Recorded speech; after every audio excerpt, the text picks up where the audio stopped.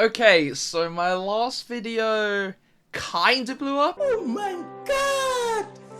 Wow! So now I've got to speed run a new video for you guys. And this time we're going to be looking at the rest of Spellforge, looking at all the new cards, looking at the colors, and trying to identify which cards got good, which colors got bad, and if any of new or old decks got upgraded. Without further ado, let's get straight into and look at Fury.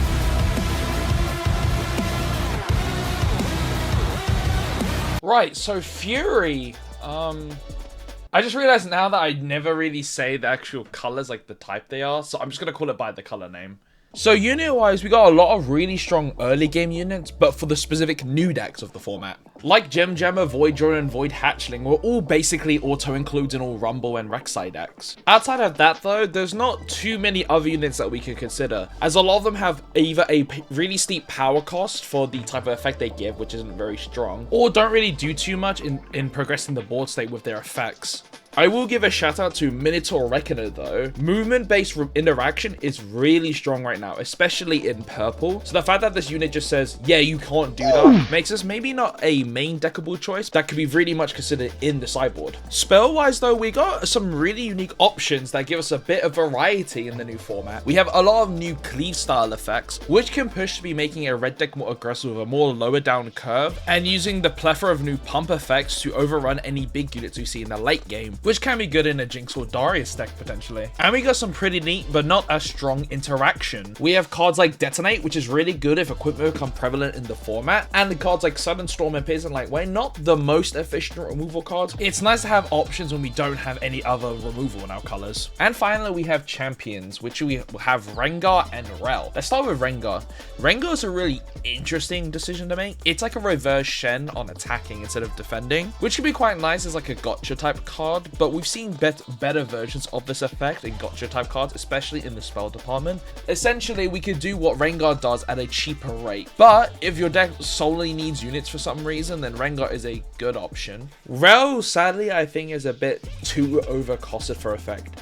Yes, her mana sheet is really nice, but given the fact that equipment are quite low curve anyway, I think she's not going to be too keen of an effect. Especially since the equip costs of our equipment are so low as on top of that. I think Rell is just a bit of a dud in my opinion. Overall, I think Red got some pretty interesting options. I like the idea that we got a couple duplicates of effects that we already have in the format. But besides that, nothing too like, oh my god, we need this in our decks. It's more just like filler or nice alternatives. I'm gonna give Fury a B. You saved me. Why? Monkey. Green got, unironically, some really strong units, especially in the starter department. Lonely Poro is absolutely insane as it replaces itself later on when it gets killed off. And Apprentice Smith is unironically going to be a staple in nearly every single equipment deck. That's just a free way to draw cards. Go figure, card draw actually good. Ooga booga. As for some of the rest of the units, a lot of them seem more as like unique or niche scenario type cards. Some that you want a main deck necessarily, but in certain matchups they might come up. However, a few units did actually catch my eye. Tiana Crown Guard, if it ever becomes viable, is going to be so toxic to play against, as it can just steal points from people. But a steep mana cost and a low stat line is probably not going to make this card playable really. Stellar Crown Hoarder might be quite interesting if we're moving still towards a mid-rangey to late gamey format, as it just accumulates value over the course of the game, but at a slow rate, but still value. And Ribbon Dancer might actually be a really interesting card. Cheap body, good stats, and then also just being able to pump something else even better lets you overrun your opponents. It's really nice. Probably a mainstay in Irelia. Green didn't get a lot of spells, but the spells we did get are really good. A lot of these spells are really disruptive and really defend our board state. Green already does this already at the moment anyway, so it's just even more reassurance. Now, we only got 2 non-equipment gears, and honestly, both of them aren't really playable. Horror Snack is too steep of a cost in my opinion, just for 2 cards. Maybe if the meta slows down, this could be viable, but probably not. And the Heart of Dark Ice is just way too slow for the effect. Yeah, +3 might is actually a good enough pump, but again, just way too slow. Lastly is our champion cards, Aphelios and Jaina. Jaina? Aphelios is a really interesting one for equipment. It leans towards being more of a slower card, so Ornn might like this quite a bit, as it just accumulates value, and the more turns we can do that, the more value this card will generate. And Jaina looks really, really strong. Having a little bit more expensive Fight or Flight in purple, that's also a unit, just seems like an alright, really strong combo. I really like this card a lot. Overall, I think green got a really solid bump this set. We got some really solid units, some of them even going to be staples overall, some really strong spells to pump up our spell pool, and some champions that have either niche scenarios for certain decks or are just really good overall. I'm gonna give green a A. You're too late, Sonic. I am now forklift certified. So blue overall got a lot of really strong units, but are really tied towards the newer cards or the new legends of the set. A lot of them are relating to gear tokens, which really helps synergize with the whole gold mechanic that they're pushing in the new set. Most of these are fine, not really playable, but they're fine. Two of them, however, are going to be really strong in gold/gear decks. Plundering Pro is an actually really amazing style. It generates gold at a really efficient rate. Even if we're not even in the gold/gear archetype, having the ability to just say, oh, I save my runes for when I play high power costed cards later is just really nice. And Drop Border is going to be an absolute staple 100% in gold/gear decks. Having the ability to just be able, oh, I have a 4-drop readied and being able to attack instantly is really viable. Spell-wise though, I'm not really impressed. A lot of these are either too weak, too like specific for one or two types of decks. Except for one though. Frigid Touch looks really good in my opinion. Just the ability to give something -2 might, like, and repeat it to -4 might for 2 mana or 4 mana is really nice. Especially for, like, flooding or don't really have much else to do. So yeah, very strong. We got a couple more gear than some of the other colors we've seen already, which is quite nice and interesting. But most of these are fine. Like, a lot of them interact with spells in a cool way, but besides that, nothing too, like, out the park. Next up is the champions. Bard is really cool in the sense that we haven't really seen a legend that can just be like, oh hey, let me just move everything to one battlefield. However, pretty steep cost. Tapping a legend is pretty actually harsh in our colors, and on top of that, you can't even move it to a battlefield that they control. You have to move it to a battlefield that no one controls, so it's not that strong. Sadly, just a bit of a dud. Jace, he's a part of this wombo combo with a new yellow gear, lets you cheat in on turn 2 onwards. And to be honest, I don't think this is very good. Typically, cards that are comboable need to be good on their own, and I don't think neither of these cards are very good on their own. And when they're not very good on their own, they're just going to be sitting in your hand until you find the other one. And I think at that point, unless you're doing it on turn 2, it's just not very viable, just not very good. So overall, blue, a weird one, to be honest. I think they got a lot of cool cards and cool like ideas for the new decks, but as for like anything outside of that and anything that's going to be like, oh, must include in the format, I just don't think blue got it. I think blue was kind of a letdown this set.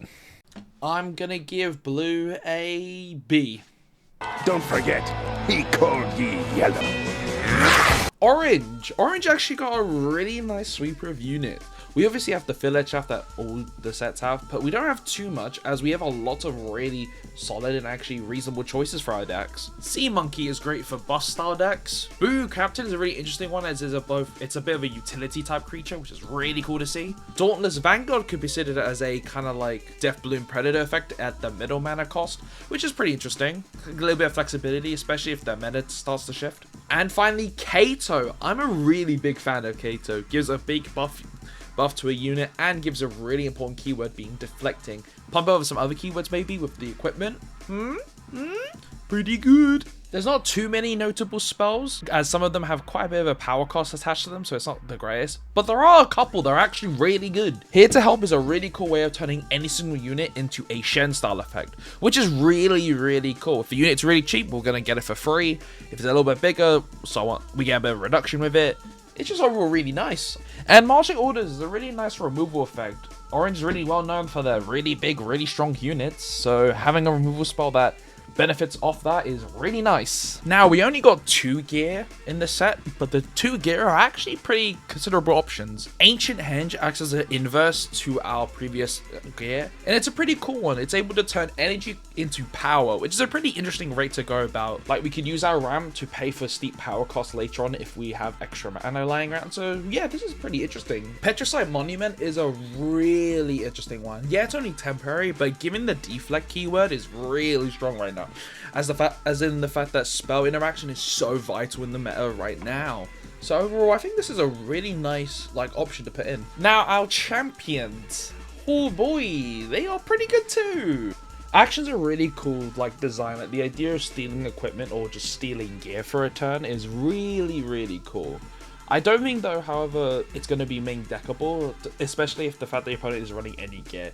But definitely a sideboard option. Very cool. And Yone, this card looks really annoying. I don't know how many times you're going to be able to do this effect, but if this effect ever resolves once, you borderline just win the game. Because you kill a unit for free and you get a point. It's just nuts. I'm really happy with Orange this set. Orange just looks really good. We have a lot of really viable cards. We have a lot of cards that are really flexible in terms of when it comes to the new meta that comes out with Spirit Forged, as well as just a lot more fun options, like a lot of cards that could be considered or like added to your decks. I'm gonna give Orange an A.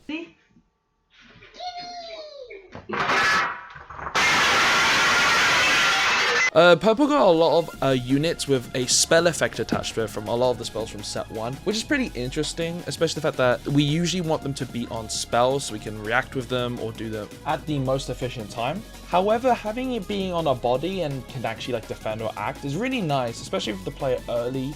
Most of the time we're going to want to play these early so we can just have a bit of a tempo or a way to take battlefields and stuff like that. So I like these a lot. Not strong not as strong as the spells, but they're very good. And we got some filler, but who really cares about these? Nothing really out of the ordinary or anything too exciting really.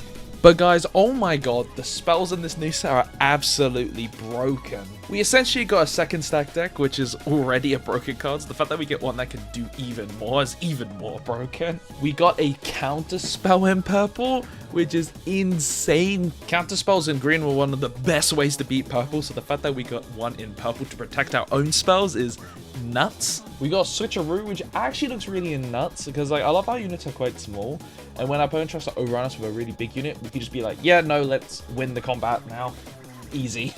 And we got some nice tech cards that could be not as strong, but a pretty good sideboard option. Just very good though.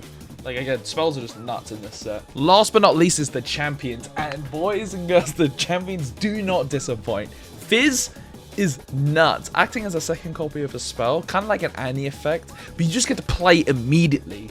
It's nuts. This card is so good. Just acts as anything you need at the right time. It's just perfect, man. And this one's gonna have a little bit of personal bias because it's my most hyped card for the set, and it's Vex. Vex looks really fun to brew around. You could put her in like a heavy interaction deck and it just goes like, oh, I want to protect my board as much as possible and make your spells cost a lot less and their interaction costs a lot more. You could do like a massive combo style game plan with her. Just attack with her and then just spam your entire hand of spells all in one go. Yeah, I just love this card, man. Vex is so cool. So cool. Overall, purple, insane. Like the units were not the coolest thing in the world. They're interesting but not the coolest, but the rest of purple is just nuts. Insane. Purple was already one of the strongest colors in the format, so the fact that we got even more stronger cards, yeah, purple's gonna be nuts. Any deck that has purple is just gonna be crazy to try and beat. Purple obviously gets an astounding S. What a surprise!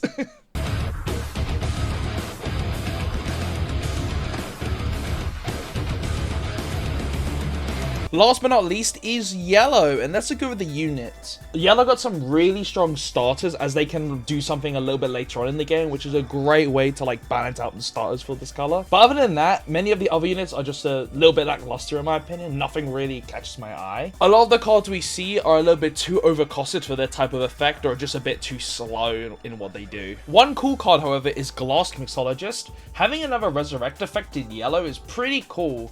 It's got a Death Knell trio, so maybe it gets an upgrade in the Death Knell style deck, but just an interesting idea to think about. Spell-wise, however, I don't think we got too many broken spells in this set. Yeah, we got a lot of interesting spell effects, like giving out pumps and whatever, but there's nothing too stellar out of any of these spells, just overall mid on all the effects. We only got 2 non-equipment gear in yellow, and to be honest, both of them are a little bit mid. Vanguard Armory, already discussed before, and again, I don't think this card's very good. Auto Memory is a really interesting one, as it's not really card advantage and more like card selection. However, with a legend like Rek'Sai being able to put the card on top of our deck, we basically get to choose what type of card we want to see on top of there. But outside of that, I don't know if this card will see play. I think it's kind of niche. Lastly is our 2 champions. Soraka seems really interesting. Soraka acts more like a protection effect for our units already in play, as many of our units in yellow aren't very big in general, and there's not really many ways to pump them up. So most of the time they're going to hit the requirement for Soraka. It's really bad when we don't have anything in play, as she doesn't help catch us up or anything like that. So she's more like a win more or a production style effect, which I think is fine for its cost and rate. Xin Zhao, on the other hand, I think is a really nice card. We're most likely going to have the 2-nero requirement, especially in our colors, as we have so many token creators in our colors. And the idea of having a unit that can just act immediately is really good. Format is a bit of a shame, especially with the fact that we have other units that have the similar style effect, but do even more on top of that. But to be honest, like, a lesser version of that effect, I think is fine for the color. And as an added bonus, it has tank, so you have to kill Xin Zhao first, which can be really annoying if we start needing to attack with utility style units. Overall, I think yellow was pretty mid this set. We didn't get too many stellar or very strong type of effects. And I think yellow's prominent power level is going to be tied to the selected legends and their champion units, as well as their spells. But overall, besides that, I don't think yellow got any key, like, exciting new cards. I'm going to give yellow a C.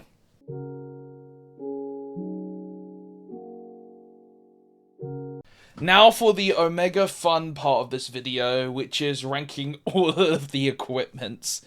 Yippee! And we're going to do a little bit of a speed run, so here we go! Red, overall, got some really solid equipment, very aggressive. Serrated Dirk, absolutely bonk. 2+2 is nut for the rate it gives. Longsword, really good rate, especially as like a reaction type spell. Kind of a cool protection piece. Skyfall Aerion is a very, very unique effect. I don't think it's very good for the cost, because 3 and 1 and recycle a red rune to get an extra Conga effect and +2, I think is a bit too slow. Albeit though, if there's any really strong Conga effects, this card just kind of is nuts, like on its own. And Recurve Bow, whatever. This cost is way too inefficient for what it does. Like, we'd rather have stats instead. Now, green is one of the equipment-themed colors, so there's a little bit more range in what type of equipment we're going to see. We got Doran's Shield and Brutalizer, both really efficient and really cheap equipments. Nothing too exciting, just really efficient and really nice on their rate, so overall really nice. Guardian Angel looks really, really good. The ability to just save a unit, like any unit that you want, is really nice, especially with how many like high power or utility type units that we're going to see in set 2. Just looks nuts. And the fact that we have Zhonya's Hourglass on top of that means that any unit can save itself from dying like a total of 6 times of this. So this is just nuts. Sterak's Gauge, really cool effect. The idea of just like giving a unit +3 instantly is really nice. Albeit the cost is really steep. So like if you really need a save type effect and you have the ability to pay the cost, this equipment seems really solid. But outside of that, I don't think it's going to see a ton of play. So, like, only Ornn. Svelsonga, I have literally no idea how good this equipment's gonna be. It's really interesting to be able to clone a unit's effects. So if we need multiple copies of a unit, this is a quick and efficient way to do so. But it's very slow to do so, as you have to play the unit, then play this equipment, and attach the equipment to that unit. So I don't know if it's too slow. Maybe good in control games, but outside of that, I have no clue. Blue got 2 like forgettable equipments: Cloth Armor and Experimental Hexblade. Cloth Armor, yeah, giving something +2, but we have so much better interaction in blue for the rate, so like what's even the point? And Experimental Hexblade, oh, you can make anything a mech. That's neat, but why do we want to make anything a mech? Rumble has enough mechs now as it is, so why would we want to do this effect? World Atlas seems pretty interesting. The fact it gives gold at a really efficient rate, giving +2 is nice, but having it be free energy is just quite high, so I don't know if it's too slow. And the Zero Drive, this is a really interesting equipment. I love the idea of being able to like keep your units back or like resurrect them all in one go. But like, I think this is just way too steep of a cost. Literally only good in late game or control decks. But yeah, I think just too slow. Now, Orange got some pretty interesting equipments. Doran Blade is a really efficient read on rate. +2 is a really efficient stat line. And 2 mana and 1 energy is also a really efficient rate to equip. So yeah, I really like this card. Warmog's Armor, I believe, is one of the cheapest ways to give out a buff. And I feel like if your deck really needs to give out buffs at an efficient rate, this is a really nice replacement over a unit. Giving +1 and then also a buff is really nice. Hex Drinker. Unironically, this one's kind of nuts. Deflect is one of the strongest keywords right now. So the idea of just giving anything deflect is just insane. Just nuts. I love this one. Trinity Force is an interesting one, as giving a point is always giving you the option to win the game off of it. But I think for like the rate it gives, like 4 mana for only +2, I think it's just a bit too slow. But +1 point is pretty nice, so maybe a good sideboard option. And Bone Shiver. Bone Shiver basically just turns any unit for 3 mana into a Kiana, and that's cool. That is objectively pretty cool, but the rate, like, why would we want to do that? Like, why? We could just play Kiana at that point. Right, for purple, we got Doran's Ring and Cole, kind of, again, the forgettable equipment. We already have these effects on really efficient units, so why do we need that effect even more? Like, I don't know why. Boots of Swiftness is actually nuts. Ganking is, also, in my opinion, one of the best keywords, if not the best keyword in the game. It's just like the free ability to just move units everywhere is so nuts. So just giving any unit ganking is just nuts. Like, omega broken, in my opinion. Edge of Night is really only playable in the Teemo deck, in my opinion. Like, who else is going to want to hide more cards? And I think in the Teemo deck, it's not that great. Like, +2, yeah, is a buff, but, like, we have so much better interaction and draw that we would be doing instead in Teemo, so, yeah, not really strong. And finally, we have Lost Rites. Lost Rites is a pretty interesting one, as, like, Graveyard Recursion effects haven't been too good in set 1. And even though I don't think it's going to be good in set 2, the fact that it's on an equipment that can give +2 is just a nice added bonus. So this could potentially see play. Last but not least is Order. Eye of the Herald. While making recruit tokens at 1 mana is a pretty like unique type of effect, I think we can have better token generators for units and legends. So again, I don't think this is very good. BF Sword. A pretty substantial increase of 3 as it gets things out of that like kill range of spells and effects. But like for 4 mana, it's way too much for this type of effect. Like way too much. Sacred Shears. Sacred Shears is a weird one. Card advantage is always going to be beneficial. Like the top tier decks right now, and probably in set 2, are going to be the ones that just have the most amount of card advantage. So the fact that it just gives cards is quite nice. But the cost is pretty weird, and I don't know what type of deck would want this type of effect. Maybe some like sacrifice deck, maybe. But I'm not too sure. I think it's just fine. Just an overall fine card. And the last card, one of my favorite characters ever, for Blade of the Ruined King. This card doesn't look good. It's another sack outlet, yeah, for like those like Death Kneel, like sacrifice decks. But like, it has no value on top of that besides just +4 might. +4 might is a substantial number, so it might be playable, but again, like, I don't think this is not looking too good. Thank you guys so much for watching this this review. I'm really sorry that it took so long and I delayed it for so long. With the holidays coming up and like new life changes I'm trying to sort out, this video got delayed extremely long. But hopefully the next video that comes out wouldn't take as long. So yeah, thank you guys so much for watching, and I'll see you in the next one.